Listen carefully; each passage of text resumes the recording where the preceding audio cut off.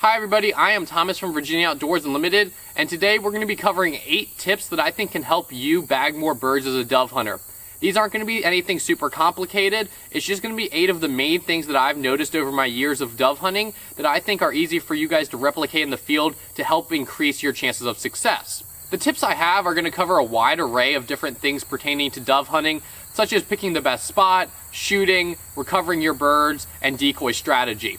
So to jump right into it, the first tip I have is to get under a power line if possible. When doves aren't actively feeding, they'll congregate on power lines a lot of times, and you can use this to your advantage by sitting near or under one of those power lines if you have one on a property that you dove hunt. Typically, the best power line to be under, however, is going to be one that runs through an agricultural field that you have doves feeding in. A lot of times before they drop down into the field, they like to land on that power line, make sure that there's no predators in the field, and then they'll actually go and drop down into the field to feed. So my second tip is to elevate your mojo or spinning wing decoy. A lot of times guys just take their mojo and stick it right out in front of them, and that works a good bit of the time. However, I personally have had great luck elevating my spinning wing decoy using either stakes or putting it just on a fence post, getting about 6 to 8 feet up in the air. Multiple times before I've had my dove mojo out on the ground, just about 3 or 4 feet up. It was spinning, attracting some doves, but it wasn't doing anything fantastic. I put it up on a fence post or put it up on a big stake, a big piece of PVC,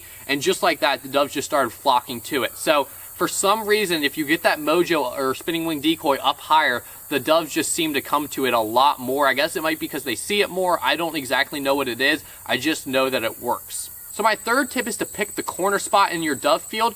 Especially if your dove field is surrounded by trees, the birds typically try to enter through one of the corners of the field. If there's a gap in the trees, typically that's going to be the corner that the birds enter or exit through. And there's a good chance that if you're sitting at the corner of 2 different tree lines, the birds will be using those tree lines almost as an avenue, flying up and down them, and it can greatly increase the amount of shots you get over the course of the day. And on top of that, if you're hunting a field that's fenced in, sitting at the corner of 2 of those fences can be really hot.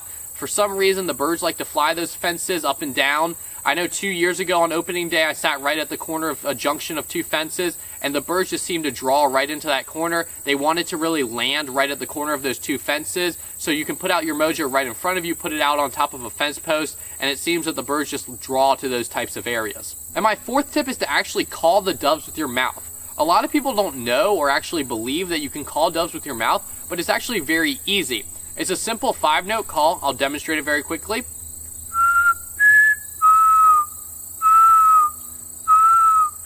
And that's what they do typically when they're resting on a tree line or on a power line, and most people can replicate that pretty easily. And on top of that, you have to use that call in the right situation. It's a lot like waterfowl hunting. If the birds are being shot at, if they're scared, they're not going to respond to the call very well.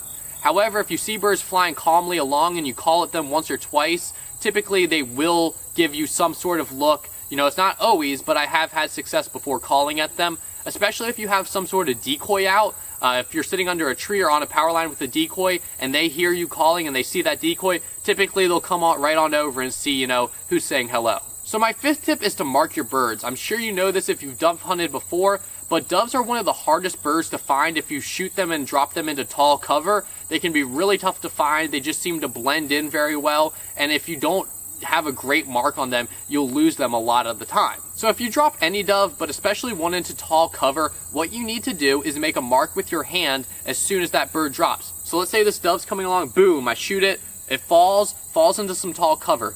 As soon as I see that bird disappear, I can't see it any longer, I need to make a mark with my hand, point straight to where I saw that bird fall, and pick out a visual reference point somewhere right in there to where I think that, the area the bird is in. I start walking straight towards that mark. I don't talk to my buddies, I don't take my eye off the mark, because if you take your eye off the mark, a lot of times you'll lose it. Walk straight towards it. When you get to the area where you think the dove is, drop your hat on the ground, search the immediate area. If the dove is not there, you can't find it, start walking circles. Get bigger and bigger every time you make another circle. If your circles get so big that they're unrealistic, come back to the center and start walking another set of circles, and I promise you, you guys won't lose a bird. So my 6th tip is going to be make sure that they're dead. And this is actually kind of a 2-pronged point. I'm going to cover 2 a little bit different topics, but they're kind of loosely tied together. The first one of those being that if you drop a dove, always, if you're going to walk out there, if you don't have a retriever, you're going to walk out there, take your gun with you. I can cite multiple examples of birds getting back up after they've been shot and just flying off because someone didn't have their gun in their hand or wasn't ready. I'm not saying, you need to sneak up on the bird, but at least be having your gun, be ready in case that bird does jump back up. Because doves are not very hardy birds. They'll go down if they just get a pellet or two in them, but then if you get close to them, a lot of times they'll pop back up and try to get into a tree line or try to fly away. The second side of that tip is that if you shoot at a bird and you think you missed, but you see it head for some nearby tree or cover, make sure you keep your eye on that bird.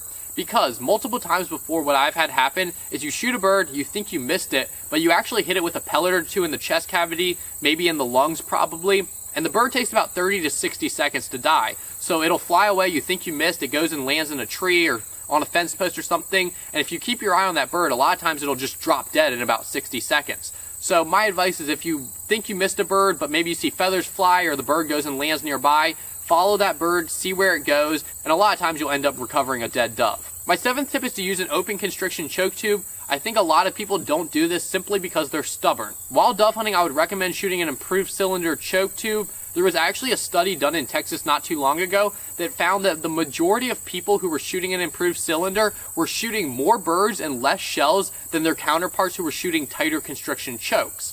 That's because with lead shot, an improved cylinder throws about a perfect dove pattern out to 45 yards. You start shooting a modified or a full choke and you get way too tight of a pattern and you're going to miss a lot of birds that you should be hitting well within range. And actually you can get away with using a skeet choke tube. I've patterned one of those before. That throws a great pattern out to about 30-35 yards for doves. So if you're using a tighter constriction than improved cylinder for dove hunting, I'd recommend just having an open mind.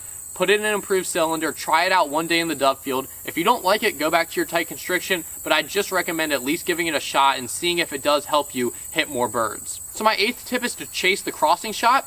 A very common shot for guys to shoot in the dove field is either a bird coming right over their head or coming straight towards them.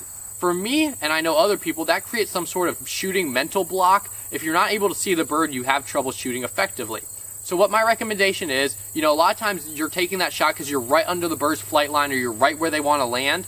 What I'd recommend is sliding about 20 yards to either side of the bird's flight line. That way you'll get crossing shots when they're coming and going from where they want to be.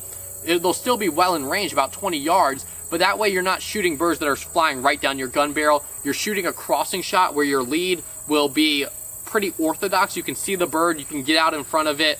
It does, take some practice to master a crossing shot, but once you get used to shooting a crossing shot, it'll be a lot higher of a percentage shot in my opinion than shooting a bird right overhead or one that's flying down your gun barrel. So that's all I have tips-wise. I hope you guys can get some use out of those tips. I hope you guys can apply those to your situations, and it helps you bag a few more doves out in the field this fall. If you guys have any questions about any of the tips that I gave, anything dove hunting related, anything at all, just leave it down in the comments below. And make sure you subscribe to the channel so you don't miss out on any dove hunting videos this fall. Dove season comes in this Sunday here in Virginia, so I'll be eagerly awaiting that and be putting out videos quite often throughout the fall from my dove hunting adventures. I hope you guys enjoyed this video, and thanks for watching.